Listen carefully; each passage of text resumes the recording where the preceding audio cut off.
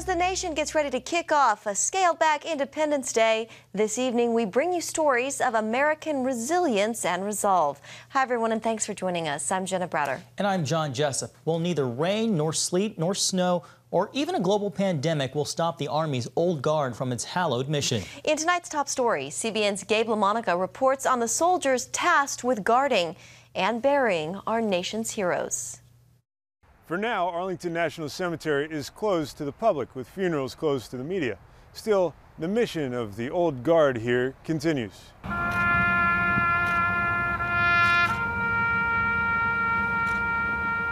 The final call plays on. Those 24 notes known as taps, marking the end of a day on base.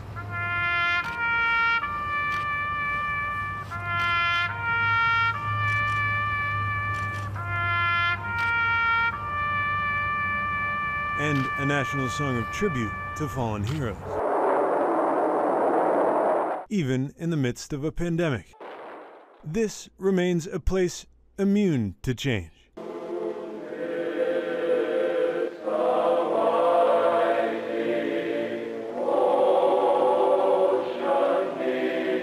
From the eternal flame marking the grave of President John F. Kennedy, to the tomb of the unknown, where the Old Guard stands watch over the resting place of unnamed soldiers. In keeping with the dignity of the ceremony, it is requested that everyone remain silent and standing. The usual crowds who silently watched this ceremonial changing of the guard are absent now. But the American soldier known but to God remains under constant and meticulous watch. For us, it doesn't matter if it's a hurricane or, in this case, if it's a pandemic. We are always here. We are always guarding.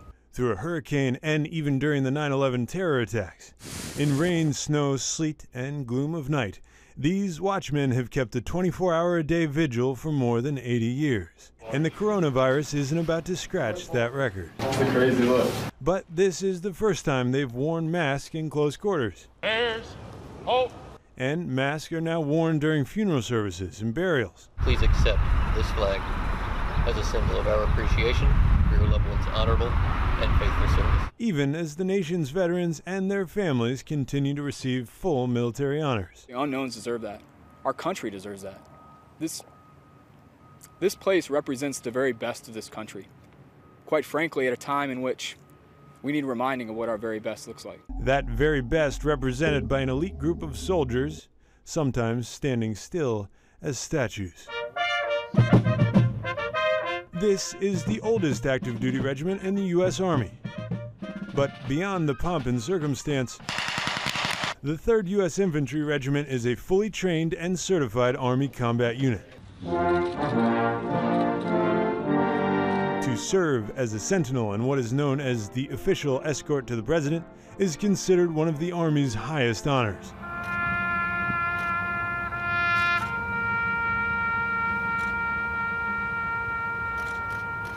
For them, the honor is in the mission. The guards don't wear masks while keeping watch, but they do keep their social distance during the changing of the guard and the all-important uniform inspection.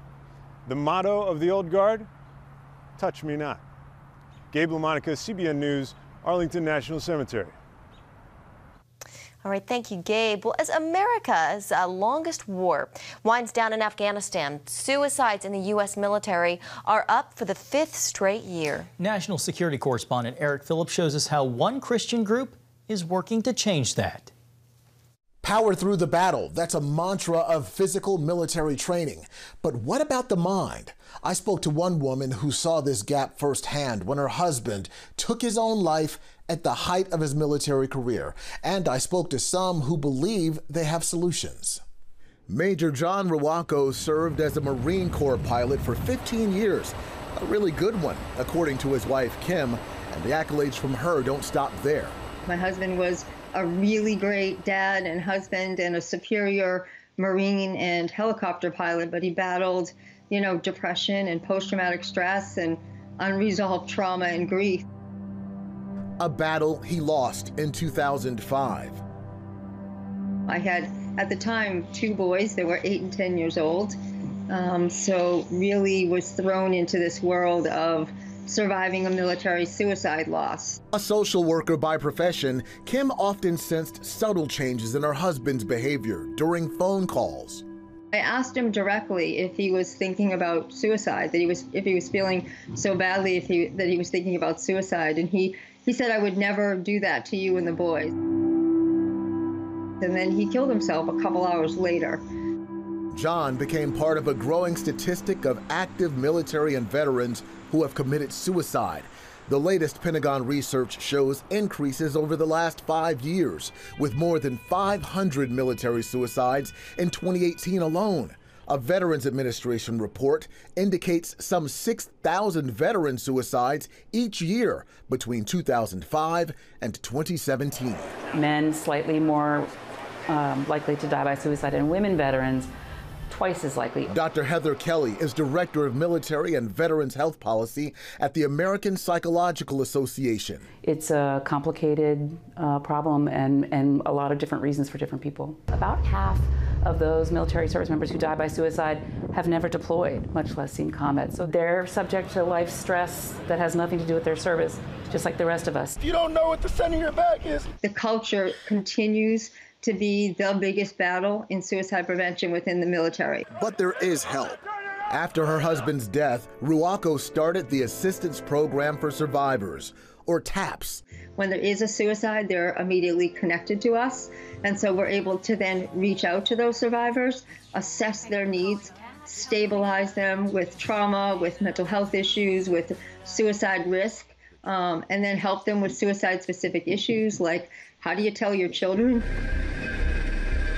On the prevention side, the American Bible Society has rolled out the God Understands campaign to help service members who are battling depression and other mental health challenges. It consists of testimonies from people like Brian Flannery, who attempted suicide while in the Army. Spoiler alert, I failed.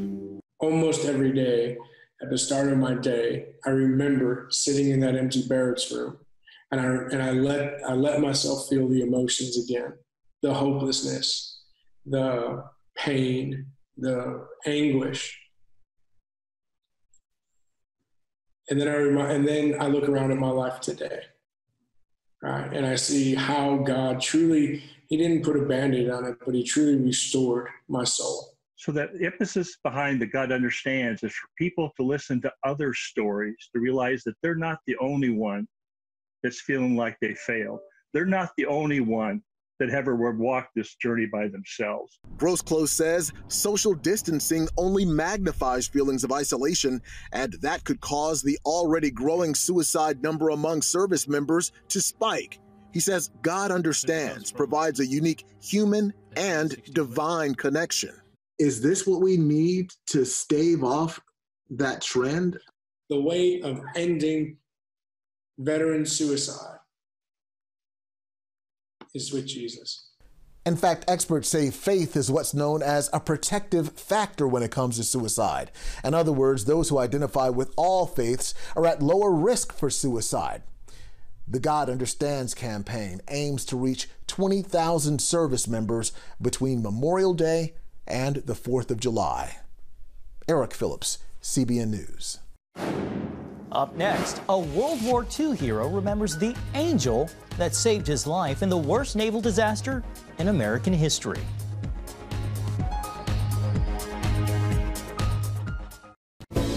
Come home to the sounds of Southern Gospel from CBN Radio. You'll enjoy a rich Southern blend of bluegrass, classic gospel, and Southern gospel favorites like the Gaithers, the Crabb Family, and bluegrass sounds like Mountain Faith. So make yourself at home with the all-new CBN Southern Gospel, now available at cbnradio.com.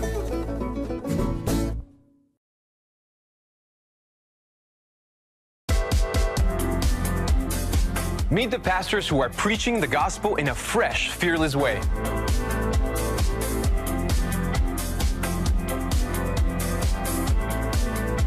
I'm Roberto Torres-Cedillo. Join me each week for Next Gen Voices.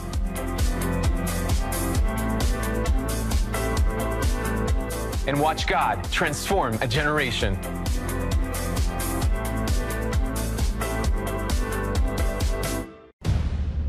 prophecy thousands of years old.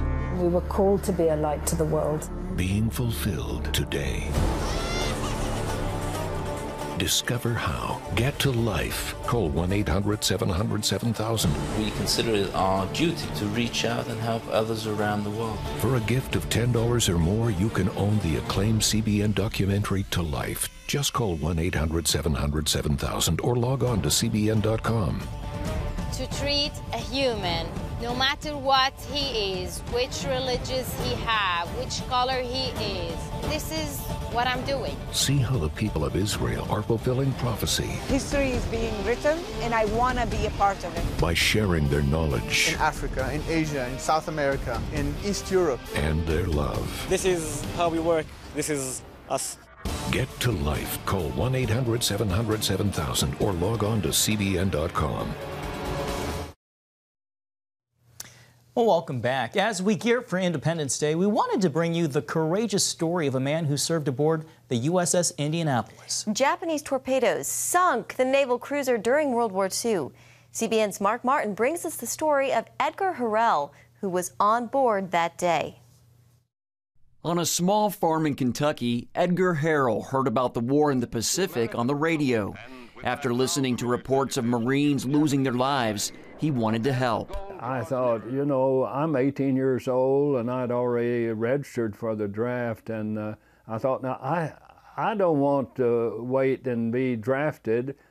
I want to get in the Marine Corps. The heavy cruiser, the USS Indianapolis, became his home. When I saw that big Indianapolis, you know, you can imagine the country boy what he thought of that. Harrell saw fierce combat on the ship, events that shook him to the core. The 95-year-old vividly recalls one harrowing incident when a Japanese kamikaze plane struck the Indianapolis in the battle for Okinawa. I can remember seeing that plane thinking that life is over. This is the end of life, because he's diving for the fantail. Harrell survived that attack, but 9 of his shipmates did not. The Indianapolis had to return to the States for repairs. Eventually, it left San Francisco Bay, heading back to the South Pacific on what would be its final mission. On board, important components of the atomic bombs that would be dropped on Hiroshima and Nagasaki. Crew members unloaded the war-ending cargo at Tinian Island. Harrell says their next assignment was to head to the Philippines to prepare for the main invasion of Japan. Captain McVeigh asked for an escort, and they tell him, you don't need an escort. Well, may I say, they were not telling the truth. They could have said, you need an escort. Why? Because 4 days before, we lost a destroyer, the USS Underhill. We lost 129 boys. And we were to go through that very area. Why Navy leaders made that decision, Harrell says, remains a mystery. And that brings us to July 30th, 1945. A Japanese submarine spots the Indianapolis in the Philippine Sea and fires a spread of torpedoes. 2 hit their mark, and in less than 15 minutes, the ship goes down. Around 900 of the nearly 1,200-man crew who survived the initial attack find themselves oil-soaked, many with injuries, clinging to K-Pop life jackets in the shark-infested waters. And I thought of Mom and Dad back home. I thought of 6 younger brothers, an older sister and a younger sister, and I thought of this certain brunette that said that she would wait for me. And I told the Lord, I don't want to die, I want to live. Harrell, who was 20 at the time, says he began to think of scriptures. I'll never leave you nor forsake you. Seemingly that came to mind, no audible voice, but I knew that the Lord was speaking to me. Lord, you're speaking to my heart. I'm going to make it. Well, I didn't know I'm going to be out there 4.5 days. 4.5 days of unbelievable horror. No food, no water, and yet surrounded by water in all directions, along with sharks. He says shipmates not in their right mind, some because they were injured, others because they drank salt water, began to hallucinate. He leaves the group and he gets out 50, 75 yards and you hear a blood-curdling scream and you see that K-Pop go under, and then like a fish cork, then that kapok brings that body back up. But by now, all the blood and more sharks, more fins, and they are kind of fighting over what was there. Despite witnessing scenes like that, Harold refused to give up hope. He believes God directed him and several of his buddies to a crate of rotten potatoes. The hearts of the potatoes were still edible. He also believes God sent a small rain cloud one day to provide desperately needed water. So what do? Thank you, Lord. Thank you, Lord. Thank you. And that little rain cloud comes over, and you get a few drops of maybe a few tablespoons full of water. The brutal conditions took their toll. The number of sailors and Marines dwindled down to a little more than 300. Finally, a plane flew over the area low to the water. A miracle, because the pilot, Lieutenant Wilbur Gwynn, wasn't looking for the survivors. He did not even know they were missing. No one did. Lieutenant Gwynn goes aft, he opens the bomb bay door, and in just a flash, he looks down at the ocean below, and what he saw was an oil slick. Flying even lower, Gwynn, who they called Angel, sees debris, sharks, and sharks attacking survivors. He radios for help, and eventually 317 crew members of the USS Indianapolis are pulled from the water. Harold spent months in hospitals recovering. After everything Harold went through, it's easy to see why he's a decorated Marine. He was even awarded the Purple Heart. Here is the letter dated August 13th, 1945. The Purple Heart is awarded by the medical officer in command to Edgar Alvin Harrell for wounds received in action against an enemy of the United States on July 30th, 1945. He went on to marry Ola, the brunette who waited for him. Harold shares his story of God's providence at schools and churches. He calls it a ministry. He and his son David also chronicled the unforgettable story, Out of the Depths. There's not a day that goes by, many times a day, I just look up and say, thank you, Lord. Mark Martin, CBN News, Clarksville, Tennessee. Too often we carry baggage from our past. You know what it's like. It affects everything and everyone in our lives. It's always there, weighing us down and keeping us from achieving true happiness.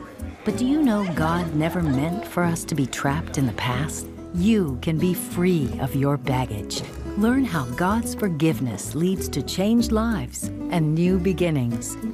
Call the 700 Club. I'm Ephraim Graham, and this is Studio 5. Cruise with me as I discover the good things happening in the world of music, sports, television, and movies. The fact that Ryan Coogler was going to be directing the film, I knew that something special was going to happen.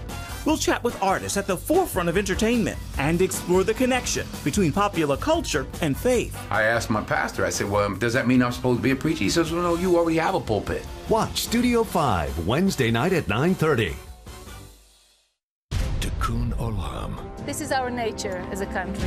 To make the world a better place. Literally, we felt the earth shaking. The Christian Broadcasting Network presents To Life, how Israeli volunteers are changing the world. This film needs to be seen by everyone. I was in tears. Now you can own the inspiring documentary To Life on DVD. There is blood on our hands if we know and we walk away. I'm so grateful that this film was made. To Life can be yours for a gift of $10 or more.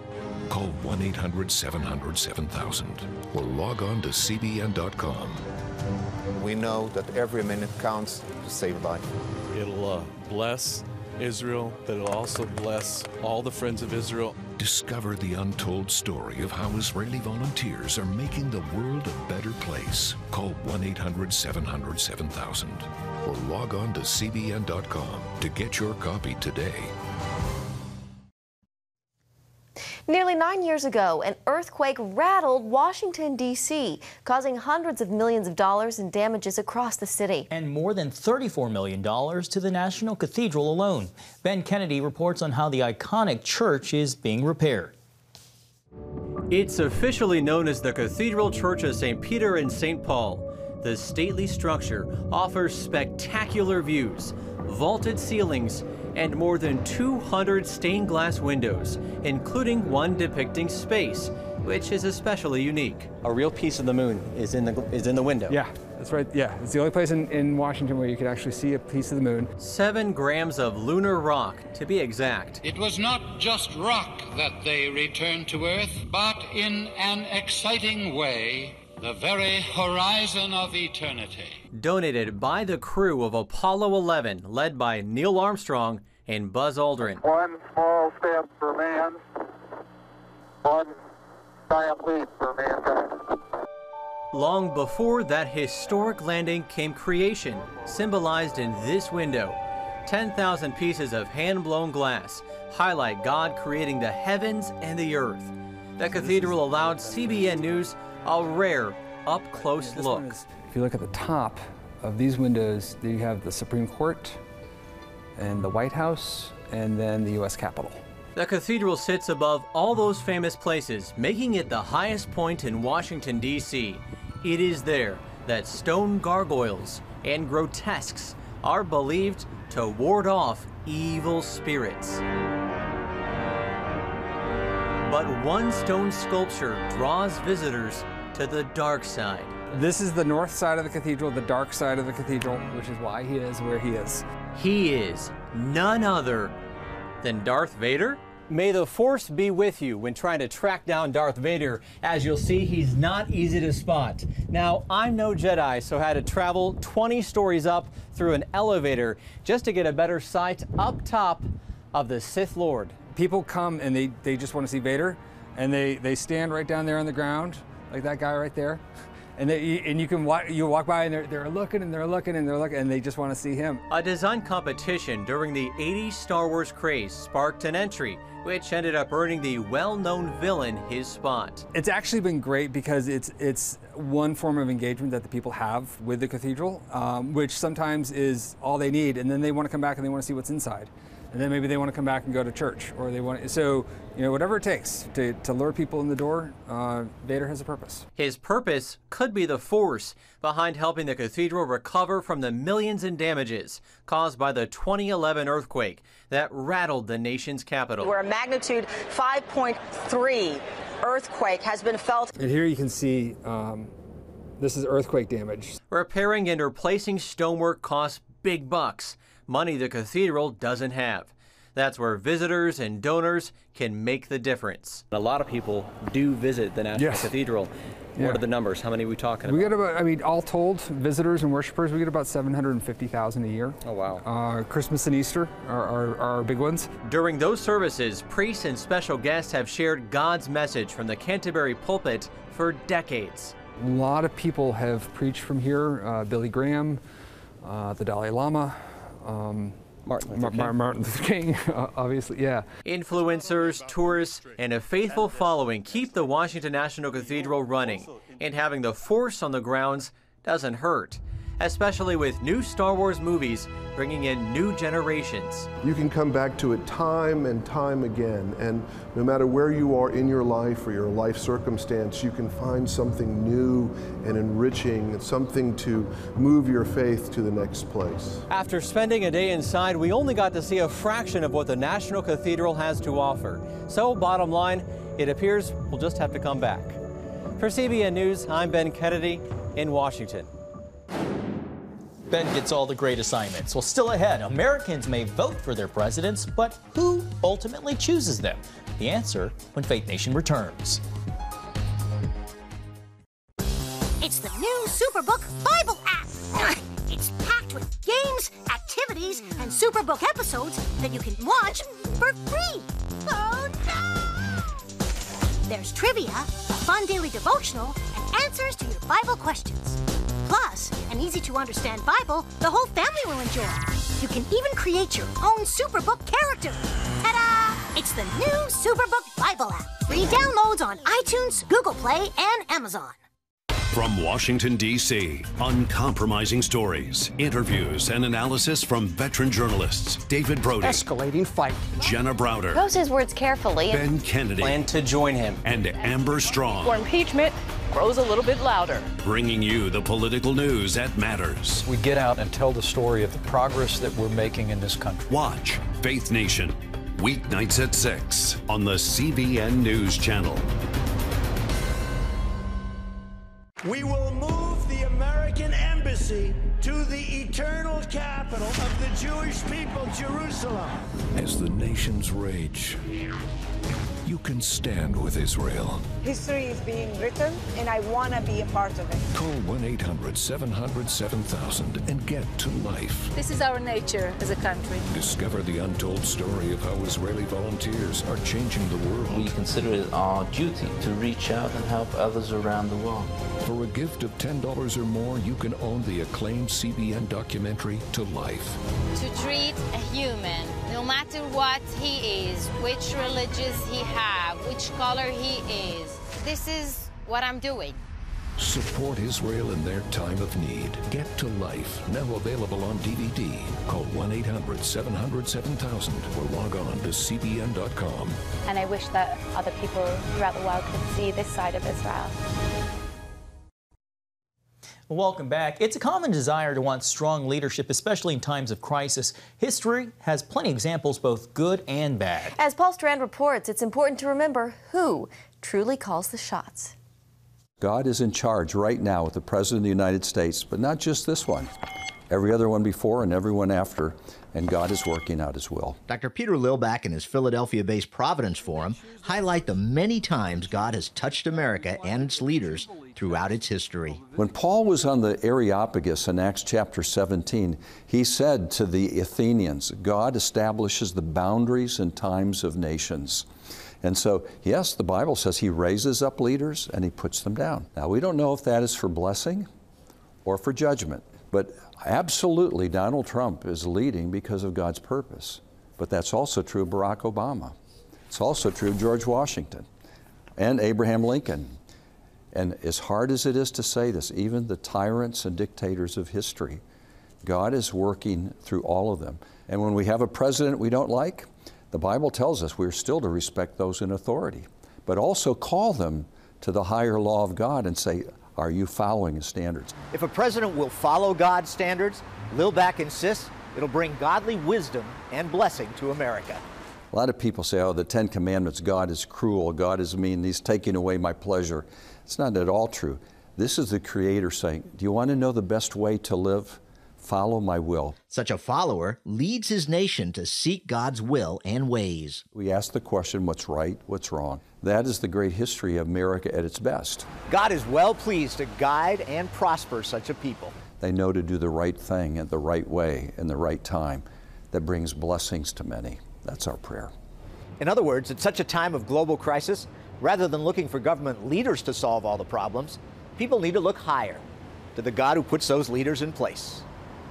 Paul Strand, CBN News, Washington.